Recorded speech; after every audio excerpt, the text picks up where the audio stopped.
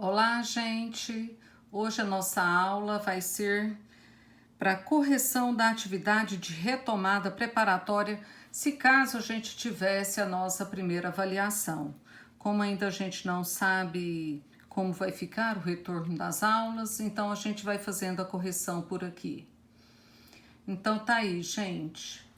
Na nossa primeira atividade, a questão número 1 fala que Raul viajou de São Paulo a Ribeirão Preto, como mostra o mapa abaixo. Então, esse mapa é apenas um mapa ilustrativo, demonstrando o trajeto percorrido pelo Raul, que vai da cidade de São Paulo até Ribeirão Preto. Sabemos que a distância entre as duas cidades é de aproximadamente 300 quilômetros. Quantos metros Raul percorreu nessa viagem? Então, a informação dada foi em quilômetros. O exercício está querendo saber quantos metros. Então, para que a gente possa solucionar, nós temos que lembrar lá da nossa videoaula, onde falava que a cada quilômetro nós temos 1000 metros. E se são 300 quilômetros, quantos metros a gente vai ter? Basta fazer a multiplicação por 1000. Multiplicação por 10, 100, 1000, basta eu repetir o número, 300, e acrescentar a quantidade de zeros que nós temos aqui. No caso do 1000, 3 zeros. Então, 300 mil metros. Ah, professora, mas e se eu não lembrar disso, de acrescentar zeros? Então, vamos armar a continha. 300 vezes 1000. Vocês lembram? A gente colocava os zeros todos para fora? Nós vamos repetir os zeros e fazer a multiplicação apenas do 1. Uma vez o zero é 0, uma vez o zero é 0 e uma vez o 3 é 3. 300 mil metros. A alternativa certa, letra C. Então, agora a gente vai para a questão número 2. A questão número 2 fala: se um fator é 486 e o outro fator é 67, qual é o produto? Toda vez que nós falarmos em fatores e está determinando o produto, fatores são os termos da multiplicação e o produto é resultado. Então, é só armar uma continha de multiplicar 486 vezes 67. Nada mais é do que a tabuada do 7, a tabuada do 6. Vamos lá, 7 vezes 6, 42. Fica a unidade, vai a dezena. 7 vezes 8, 56. Com 4, 60. Vai o 6. 7 vezes 4, 28. 28 mais 6 que foram aqui vai ser igual a 34.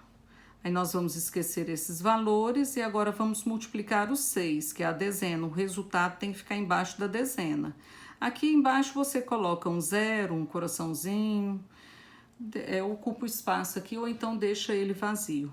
Tabuada de 6, 6 vezes 6, 36, fica a unidade, vai a dezena. 6 vezes 8, 48. 48 mais 3 que foram, 51. Vão 5. 6 vezes 4, 24. Com 5, 29. Aí nós vamos somar. Adição mesmo.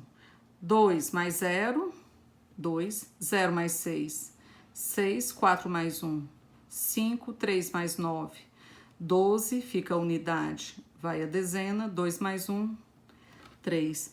32.562 é esse produto. Agora nós vamos para a atividade número 3. A questão número 3 vem falando o seguinte: em um show no ano passado no Parque de Exposição daqui da nossa cidade, estavam presentes 1.800 pessoas, dos quais 10% eram mulheres. Faça o cálculo e assinale a alternativa que apresenta o número de mulheres que estiveram presentes naquele show. Então, nós temos que fazer o cálculo de 10% do total das pessoas, porque 10% dessas pessoas que estavam lá eram mulheres. Como nós ainda não aprendemos regra de 3, ou razão, proporção, regrinha de 3, nós vamos resolver através da fração. 10% de 1.800. Lembrando que esse símbolo de porcentagem representa sobre 100. E o D, na matemática, representa produto. Então, 10 vezes 1.800, eu vou repetir o 1.800, lembra da regrinha? E acrescentar o zero, 18.000. Esse 100, que é o denominador, nós vamos repetir aqui. Para facilitar, nós podemos cortar os zeros. 180 dividido por 1, 180 mulheres. Que seria qual alternativa? B. Certo? A próxima questão, a questão número 4, vem falando. No verão, aqui no Brasil, o clima é bastante quente e as sorveterias vendem muitos picolés. Veja quantos picolés a sorveteria Polo Norte vendeu em apenas uma semana. Então, tá aqui a quantidade de picolés vendido no domingo, segunda, terça, quarta, quinta, sexta e sábado. Registre o cálculo e marque a alternativa que representa o total de picolés vendidos no final de semana. Esse probleminha teve alguns coleguinhas que postaram lá no fórum, né, perguntando sobre o final de semana, o que é considerado final de semana, se eu posso considerar sexta-feira como final de semana. Se a gente pensar que nós estivéssemos indo à escola, não estivéssemos nesse isolamento social, quais dias a gente estaria indo na escola? Segunda, terça, quarta, quinta e sexta. Os outros dias são considerados o quê? O nosso descanso escolar, que é chamado de final de semana. O final de semana é contado como sábado e domingo. Então, eu iria somar apenas o 230 mais o 210. Professora, mas eu somei sexta, sábado e domingo para contar. Para começar, gente, se a gente somar, por exemplo, sexta e sábado, vai ter alguma resposta aqui? Ou se eu contar sexta, sábado e domingo, eu tenho alguma resposta? Então, no caso, eu já teria noção de que estaria errado, porque eu não teria uma alternativa para poder marcar. Então, considerando os dias da semana que a gente estuda, que é de segunda a sexta, nos finais de semana são os que a gente usa para passar um momento em família, ir à sorveteria, ter um compromisso na igreja. Então, aí nós vamos contar apenas o sábado e o domingo. Somando, vai ficar 0, 3 mais 1, 4, 2 mais 2, 4. Nós temos essa opção aí, 440, é a letra E. Vamos para o próximo agora, para a questão número 5. Então, a questão número 5 está falando assim.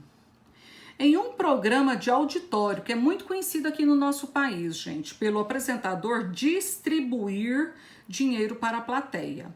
O apresentador resolveu distribuir igualmente 4,5 centenas para 10 participantes de uma determinada brincadeira. Quantos reais recebeu cada participante? Eu tenho que lembrar que uma centena equivale a 100 unidades. Uma centena equivale a 100 unidades.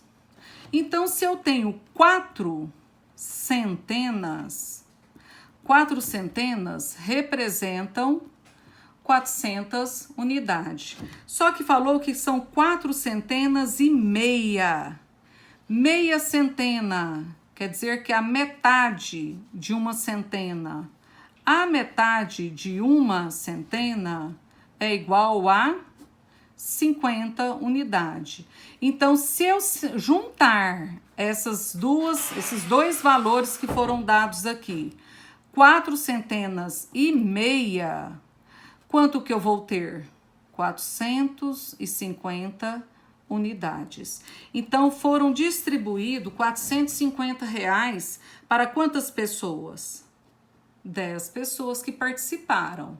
Então, se eu tenho que distribuir, na verdade a palavra é distribuir, para 10 pessoas, que operação que eu utilizo para distribuir? Quer dizer que é 450. Se eu vou distribuir, eu vou dividir por 10. 450 dividido por 10, vou pegar apenas o 45, porque o 4 é menor. 4 vezes 10, 40. Para 45, faltam 5. Desce o 0. 5 vezes 10, 50. Para 50, nada. Cada participante recebeu R$ 45. Professora, mas eu posso fazer como a senhora explicou lá no exercício anterior? Pegar o 450 e dividir por 10, cortando apenas um zero? Pode sim, gente. Acaba dando o mesmo resultado. Vocês têm que fazer daquela forma que vocês acham que fica mais fácil, foi mais fácil para vocês compreenderem. O que vocês já acharam mais simples de ser resolvido é a maneira que vocês vão utilizar, tá certo? Então, agora, a questão número 6. Vamos fazer a correção da questão número 6. Rita comprou uma pizza grande e dividiu-a em partes iguais. Dividiu em partes iguais e comeu alguns pedaços. Veja na figura abaixo o que sobrou dessa pizza. A fração que representa os pedaços de pizza que Rita comeu em relação à pizza toda. A pizza toda foi dividida em quantos pedaços? Ah, professora, eu não sei porque aí não tem. Mas olha aqui, a gente pode imaginar aqui, ó, a forma que estava dividido, não pode, ó? Quer dizer que tinha quantos pedaços? 1, 2, 3, 4, 5, 6, 7, 8. Eram 8 pedaços. Se é em relação ao todo, gente, o total de pedaços sempre vai ser o denominador, vai ficar aqui embaixo. Então, ela tinha 8 pedaços. Quer saber o que ela comeu? Quantos pedaços ela comeu? Ela comeu 1, 2, 3, 4, 5. Ela comeu 5 pedaços de 8 pedaços que tinha. Então, ela comeu 5 oitavos. Seria a resposta B. Ah, professora, mas e se tivesse perguntado o que sobrou? Quanto que ia ficar? Ia ficar 3 sobre 5? Não, gente. Sempre da mesma forma. O todo são 8 pedaços que tinha a pizza. Quantos pedaços sobraram? Sobrou 1, 2, 3. Sobraram 3 oitavos da pizza. Tá certo? Então, total de partes que foi dividida, sempre vai ficar no denominador. A parte consumida, no caso aqui, perguntou o que consumiu, fica em cima, numerador.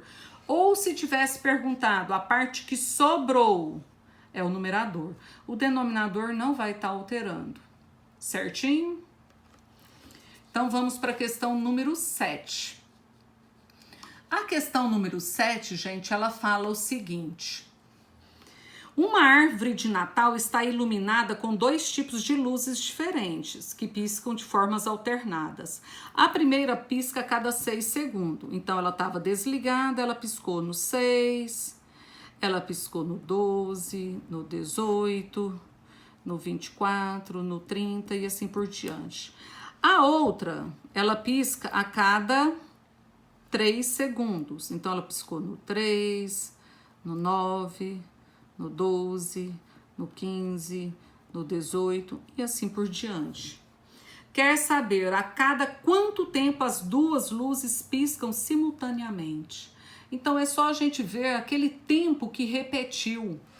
Foi o primeiro que repetiu. Então, repetiu no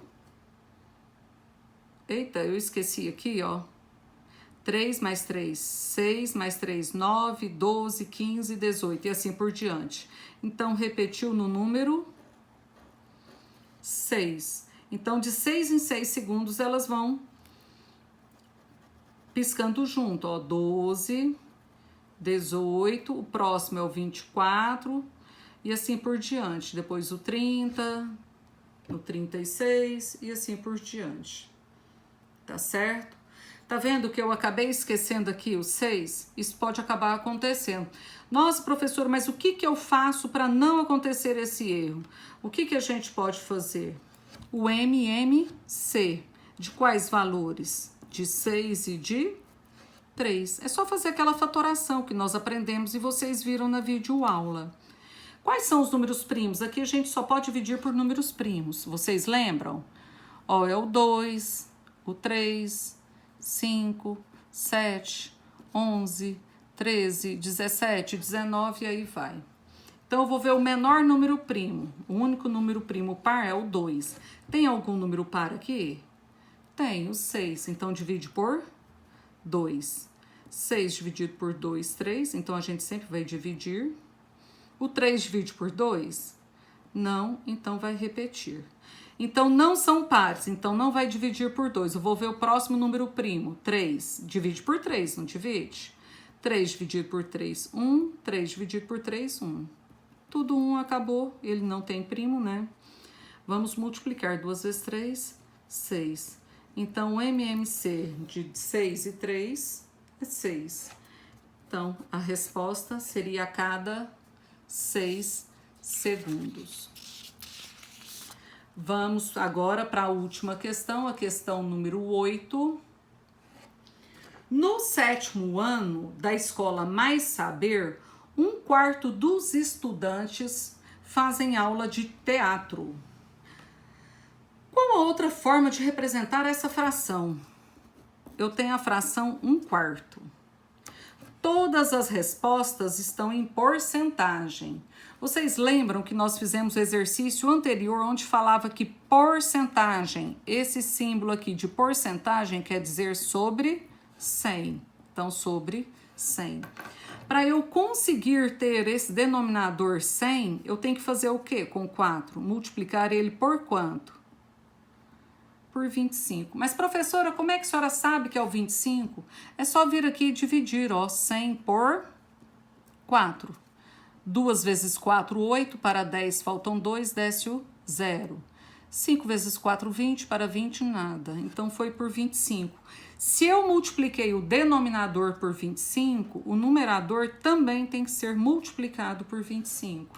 Quanto é 1 vezes o 25? 25. Então, 25 centésimo representa qual porcentagem? 25%, que seria a letra A. Então, tá aí, gente, a nossa retomada e que fique para a próxima aula a gente poder fazer a correção também das próximas atividades que vão vir. Tchauzinho e aproveitem a oportunidade que vocês estão tendo em casa para poder a gente estar tirando dúvidas nos fóruns. Participem desse momento. Tchau, tchau, até a próxima.